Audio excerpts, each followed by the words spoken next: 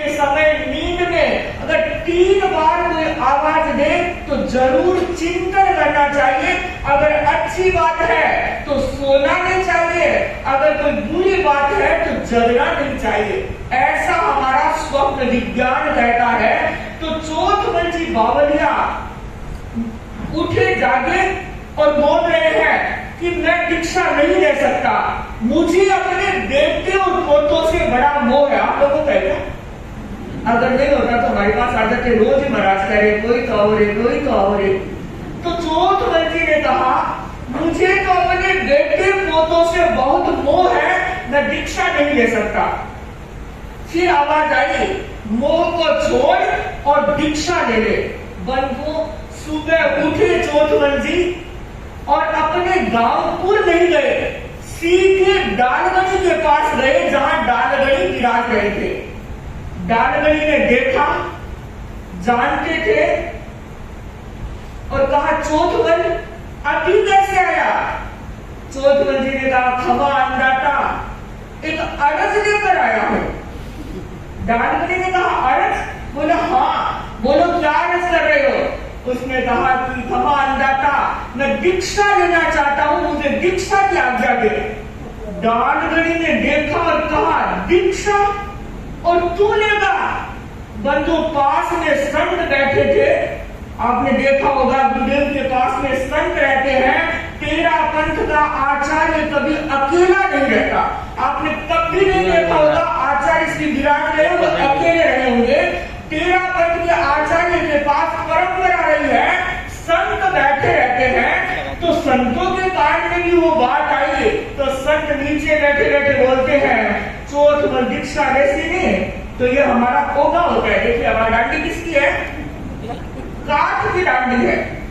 और उन्होंने कहा, संतों ने एक दूसरे से कहा अगर चोथमल ने दीक्षा लेना तो ये डांडी काट के लोह की लानी पड़ेगी। और पाठियां किसकी होती है? काठ की पाठी होती है। और चोथमल के लिए तो लोह की पाठी लानी पड़ेगी, नहीं तो रोज लड़ाई करेगा, डांडिया तोड़ेगा और पाठियां छोड़ेगा। बंधुओं डालगढ़ी ने कहा कि चोथमल तू दीक्षा की अरज कर रहा है पर तुम्हें दीक्षा नहीं दे सकते। क्यों नहीं दे सकते? कि तेरी प्रकृति बड़ी थोड़ी भी है, तू गुस्से वाला है, लड़ाई वाला है, झगड़ालू है, तू दीक्षा कैसे लेगा? बंधु आपको पता होगा जब आचार्य भारवल जी के पिताजी कृष्णो जी आचार्य भिक्षु जब अलग हो रहे थे तो कृष्णो जी ने कहा था मैं भी आपके साथ चलूंगा।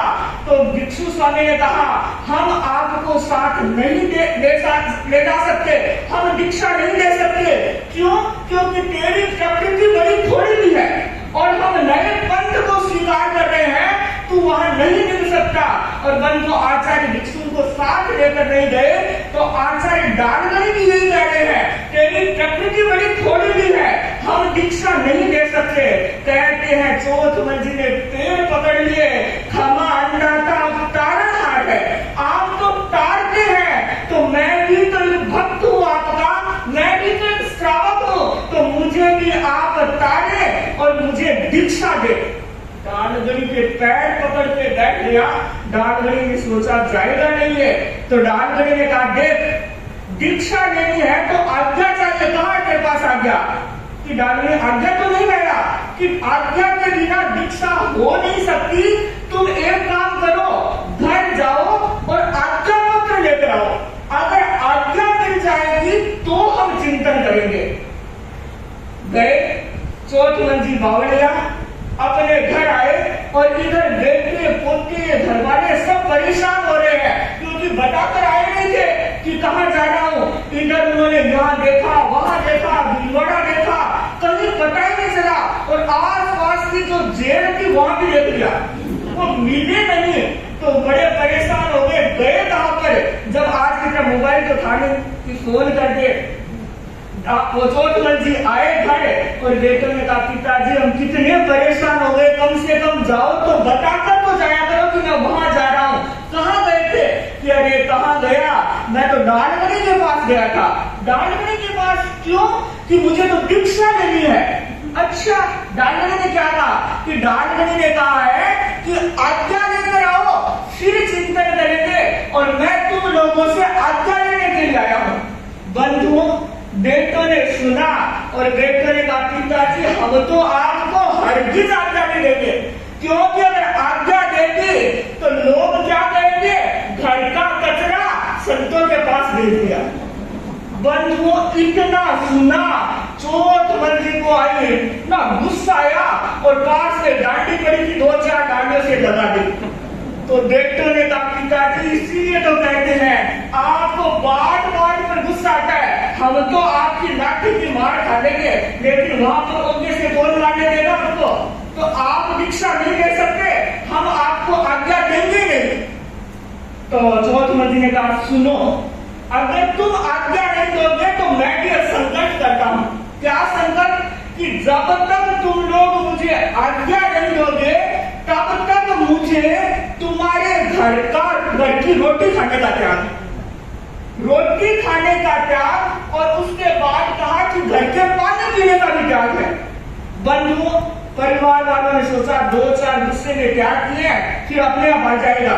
बंधुओं पक्के बहुत थे और कहते चौथ मंजिल ने उस दिन से घर की रोटी पानी खाना छोड़ दिया, और वो दुकान में खुद अपने हाथों से रोटी बनाते हैं, खाते हैं, पानी पीते, घर आते तो हैं पर रोटी पानी नहीं खा रहे। बंधु कहते हैं ऐसा करते करते 6 महीने बीत गए। 6 महीने जब बीत गए, न तो चौथ मंजिल इतने और न परिवार वाले न वो आज्ञा लिख रहे हैं, न ये कह रहे हैं इन लोग को एक ही पकड़, मुझे तो दीक्षा लेनी है, आज्ञा पकड़ दो। और कहते हैं गांव वालों ने कहा उनके बेटों से कि अरे इतना जिद कर रहा है तो तुम लोग आज्ञा लिख के दे दो, जब इसको लड़ने के लिए नहीं मिलेगा तो अपने आप हाथ आ जाएगा, एक बार तो जाने दो इसको। और कहते जब गांव वालों ने समझाया तो चौथ मंजिल के बेटे पोतों घरवाली ने आज्ञा लिख दी, आज्ञा पत्र दिया और कहा पिताजी घर पधारो, घर का खाना खाओ और हम आपको आज्ञा पत्र दे रहे हैं। चौथ मंजिल ने पहले हाथ में आज्ञा पत्र लिया और उसके बाद घर का खाना खाया। अब बंधुओं आज्ञा पत्र लेकर के डालगनी के पास आए। डालगनी ने देखा क्या बात है, चौथ मन आ गया। डालगनी को लगा है तो होगा और कहा कि आ गया, कि हाँ आ गया, कि आज्ञा पत्र क्या बोले, आज्ञा पत्र लेकर आया हूँ। बहुत मेहनत करनी पड़ी, 6 महीने के बाद बेटों को तो ने आज्ञा दी है, ये लीजिए आज्ञा पत्र और अब मुझे दीक्षा दे दीजिए। बंधुओं संत पास में बैठे थे, जब साधी श्री जी ने चांदवल जी की बात बताई थी, कैसे थे संत, ने सोचा आचार्य तो दीक्षा देने के लिए रहना किसके पास साथ पड़ेगा, हम लोगों के साथ। बड़ी मुश्किल हो जाएगी अगर इसने दीक्षा लेके डालगनी ने दे दी, संतों के प्राण खड़े हो गए। डालगनी क्या कहते हैं, और डालगनी ने कहा देव चौथवन, एक बार फिर चिंतन कर ले, नहीं तो तू भी भूंडा लगेगा।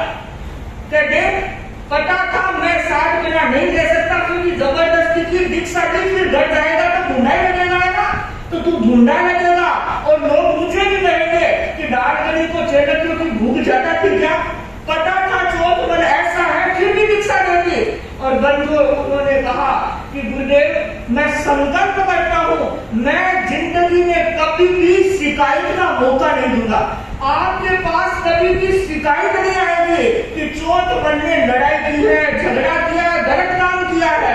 बंधु एकदम पक्का कर दिया और कहते हैं डालगनी ने चौथ मंजिल को दीक्षा दे। बंधु देखिए दीक्षा ले ली और इतिहास बताता है वो लड़ाकू जो चौथ मन था एकदम बदल गया। दीक्षा लेने के बाद एक दिन भी डालगनी के पास किसी संत ने आकर शिकायत नहीं की कि चौथ मंजिल लड़ाई कर रहे हैं, चौथ मंजिल थोड़े भी है, चौथ मंजिल झगड़ा कर रहे हैं। बंधु पूरी जिंदगी, पूरा स्वभाव, पूरी आदत, पूरा व्यवहार सब कुछ बदल लिया। और बंधुओं कहते हैं उन्होंने अपने जीवन को तप में, जप में, त्याग में, ध्यान में, स्वाध्याय में, इन सब में योजित किया। जब व्यक्ति की दिशा बदल जाती है तो दशा अपने आप बदल जाती है। कहते इन चौथ मंजिल ने अपने जीवन में 84 तप भी किया है। बंधुओं लोग, हमारी पुरानी कहावत है, लोकोक्ति है जाका पड़ा स्वभाव जासी जीव स्यु नीम न मीठो होए सींचो गुड़ घीव स्यु। कि नीम को आप कितना भी, जो बच्चा छोटा सा पौधा है, कभी से आप अगर घी और गुड़ भी दोगे तब लेकिन वो मीठा होगा क्या? खारा ही होगा। तो व्यक्ति का जो स्वभाव बन जाता है उसको बदला नहीं जा सकता।